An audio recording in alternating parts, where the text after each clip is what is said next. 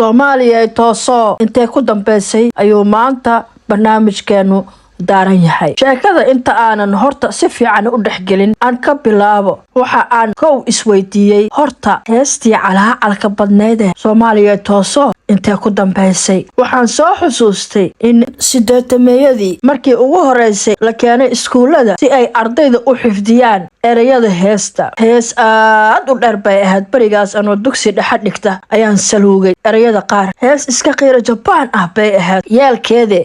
heesta waxa ay awal bay ahayd hees munaasabadaha laga qaado. Hees dhaqdhaqaaq xurnimo doon ahayd afartameeyadii ilaa kontameeyadii. Waqtigaas waa ay ku habooneed erey ahaan. Heesta Soomaaliya tooso waxa loo doortay inay noqoto heesta qaranka. Shirkii Carta kadib 2000 ayay u xuubsiibatay oo laba kacleysay oo ka soo guurtay heesta munaasabadaha qaran guubaabo iyo dhaqdhaqaaq xurnimo doon ah. Tiyo sidaas ah baa waxa ka sii darnaa waxa la isku qabsaday heestiya sameeyay. Allah u naxariiste hoobaladii Faadumo Qaasin ayaa ku dooday adoogay ayaa sameeyay. Dood kala ka daba timid Fawziya Yuusuf Xaaji Aadan ayaa ku dooday aabahay baa tiriyay. Cali Mire ayaa lahaa ayay haddana doodu tagtay. Halkaas markii ay marayso weydiin kale ay u dhalatay oo ahayd hees la isku haysto sidee hees qaran u noqon kartaa. Balse markaas qarankiiba waa la isku haystay isaay haysadkaas kadib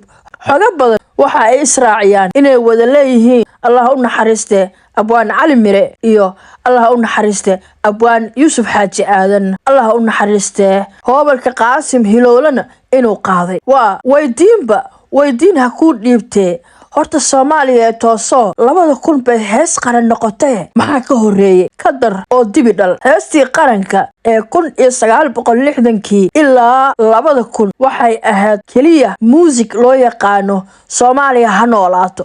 waxaana qoray nin Talyaani ah oo la dhihi jiray Giuseppe Blanc. ka sii darane waa ninkii heesta fashiistaha Talyaaniga sameeyay ama qoray. heestaas sidee bay ahayd baad iswarsanaysaa waa ku jeedaa waata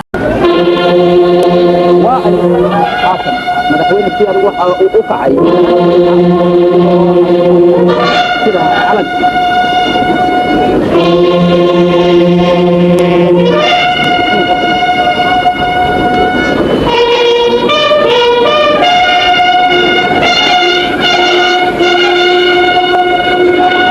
nasiib wanaag Agoosto 1 2012 ayaa loo guuray qolobaha calankeed inay noqoto heesta qaranka tan oo hore u ahayd heesta calanka. heestan waxaa la sheegaa inuu curiyay Allah u naxariiste abwaan Cabdilaahi Qarshe. meelaha qaarna waxay dhigayaan in erayada uu lahaa Allah u naxariiste abwaan Xuseen oo Faarax. muusigana Allah u naxariiste abwaan Qarshe. yeelkeeda tan la iskuma haysto waana hees ka xayisan cabashada Soomaaliya tooso oo aan hadda waqtigeeda la joogin iyo ishaysadka Soomaaliya tooso. walow Soomaaliya toosoona ay si weyn u dhaantay hees uu nin gibil cad ah oo gumeystihii la socday noo sameeyay. waa biladaye hayga herine isoo raac.